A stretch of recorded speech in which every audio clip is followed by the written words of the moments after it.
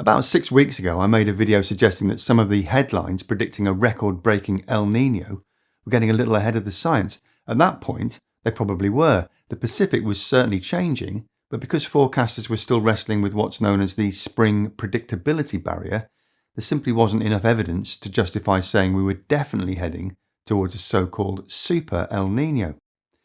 Well, it looks as though that caution may no longer be justified. And when I say no longer justified, I mean completely blown out of the water. Because the latest data are telling us something about El Nino that is completely unprecedented in the historical record. And I mean, not in a good way.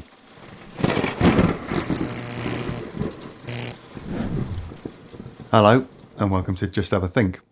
I think it was the famous economist John Maynard Keynes who said, "When the facts change, I change my mind." He died in 1946, so I guess he'd definitely seen some facts change in his time. Goodness knows what he'd make of our current world, eh? Anyway, his principle is nicely apposite for this little video update because the facts about this year's El Nino have very definitely changed since my previous video back in May. And in fact, it illustrates something that I think is becoming increasingly difficult to communicate in today's world.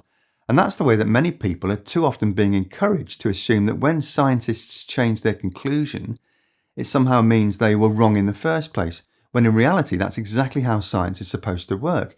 You make your best assessment from the evidence currently available, then when better evidence comes along, you update your conclusions, not because science has failed, but precisely because science is working.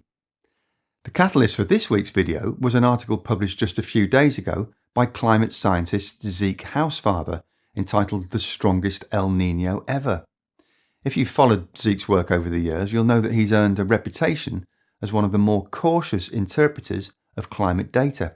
He's frequently the person urging journalists, and sometimes even fellow scientists, not to jump to conclusions before the evidence is sufficiently robust.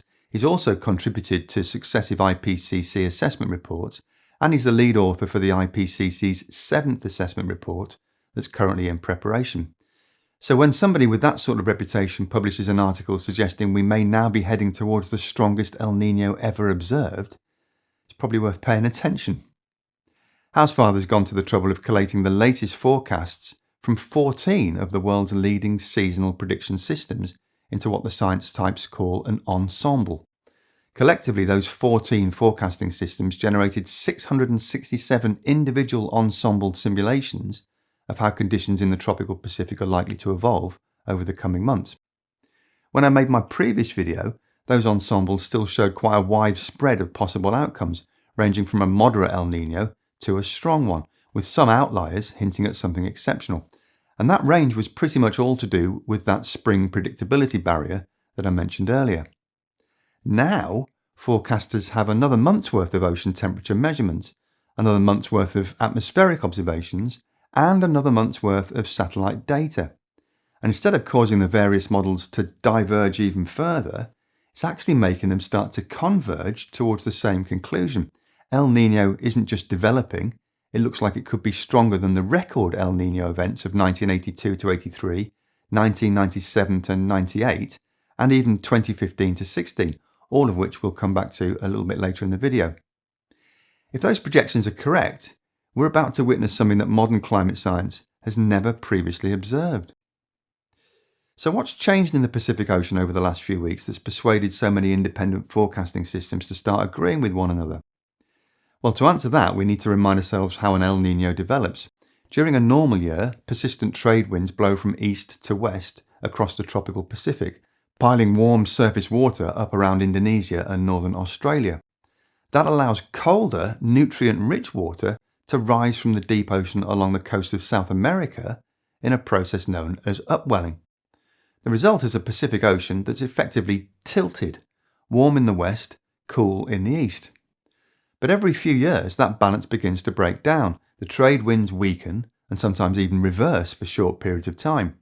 Without those winds continually pushing warm water westwards, the enormous reservoir of heat that's been building beneath the western Pacific begins to move back towards South America via enormous underwater pulses known as equatorial Kelvin waves.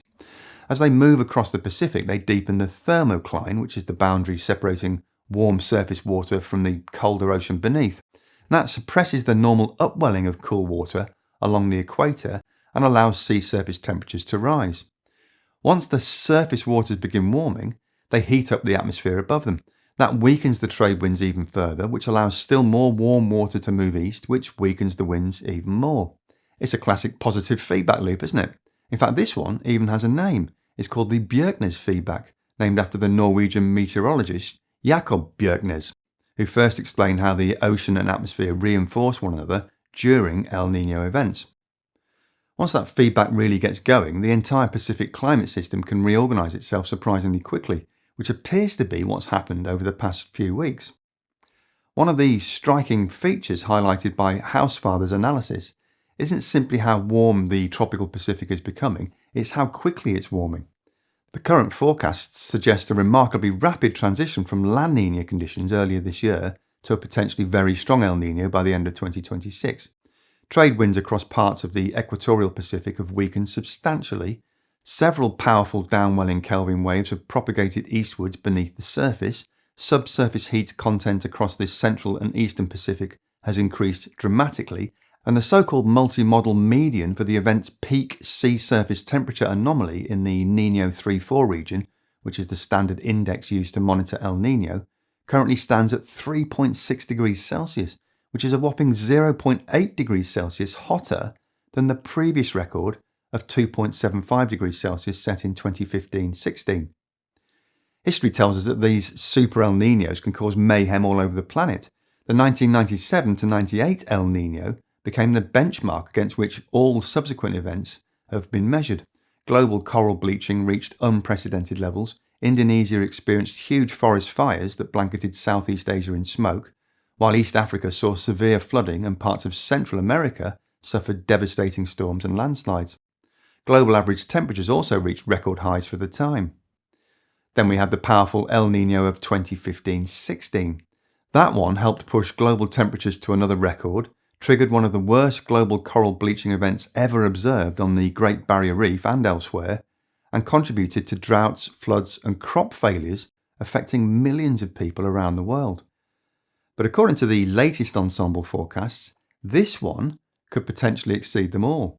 Those previous El Niños all developed in a climate that was substantially cooler than today's. But in the last decade or so, the Earth's average temperature has increased by several tenths of a degree. The oceans have continued absorbing enormous amounts of excess heat, marine heat waves have become more widespread, and global sea surface temperatures have repeatedly broken records. We've looked at recent spikes in sea surface and atmospheric temperatures a couple of times here on the channel in the last 12 months or so. Researchers have proposed a number of contributing factors, including reductions in shipping sulfur emissions, unusually warm oceans across multiple basins, changes in cloud cover, and other feedbacks that scientists are still actively investigating. No single explanation has yet emerged as a definitive answer, and the subject remains an active area of research. It is what it is though, isn't it? Whatever's caused it, the temperature has spiked dramatically in the last 2 or 3 years, and that's the baseline from which this El Niño has developed. So what potential consequences are we looking at here then?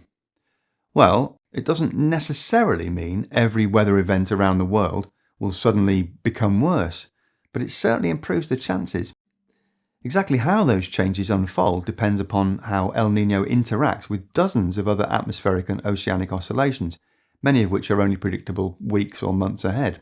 But there are several regions that scientists will be watching particularly closely. Across Indonesia and parts of northern Australia, the risk of drought and wildfire typically increases during strong El Niño events. Along the west coast of South America, warmer ocean waters can bring exceptionally heavy rainfall and flooding. In parts of eastern Africa, seasonal rainfall patterns often become more intense, and the Atlantic hurricane season is frequently suppressed because El Niño increases vertical wind shear over the tropical Atlantic, which makes it more difficult for hurricanes to develop. Zeke Hausfather points out that global temperature lags ENSO by around 3 to 5 months. That means we'll probably see most of this event's warming next year. That could make 2027 the warmest year on record by some margin. According to this recent Guardian article, some models suggest we could briefly go beyond 2 degrees Celsius above pre-industrial times at some point next year. That wouldn't mean the Paris Agreement's long-term 2-degree threshold would have been breached. It'd just be a temporary monthly spike. But it does kind of make the lower 1.5 degree target look even more obsolete than it already was, don't you think? Hausfather does offer us one important caveat in his op-ed though. He explains that we're in completely uncharted territory here. Forecast models are very good, reliable predictors in normal circumstances, but no ensemble has ever forecast and then verified against a 3.6 Celsius El Niño, because such an event has never happened before. There are still uncertainties, and those uncertainties cut both ways, upwards and downwards. Forecasts are never a guarantee of future meteorological events. Nature always has the final say in the end, doesn't it? The probability of a warmer outcome now appears substantially higher though, and the coming year may provide one of the most important tests yet of how the Earth's climate behaves in a world we've already warmed to levels our species has never previously experienced. Leave your thoughts in the comment section below, but that'll do us for this week. A huge thank you to the very generous individuals who support me on a monthly basis over on the Patreon platform and enable me to keep ads and sponsorship messages out of your way. And thanks also if you've been kind enough to keep me refreshed via the Buy Me a Coffee app or via PayPal or Super Thanks in recent weeks. All very much appreciated. Do give us a like and subscribe if you want to see more content like this. And most important of all, thanks very much for watching. Have a great week, and remember to just have a think. See you next week.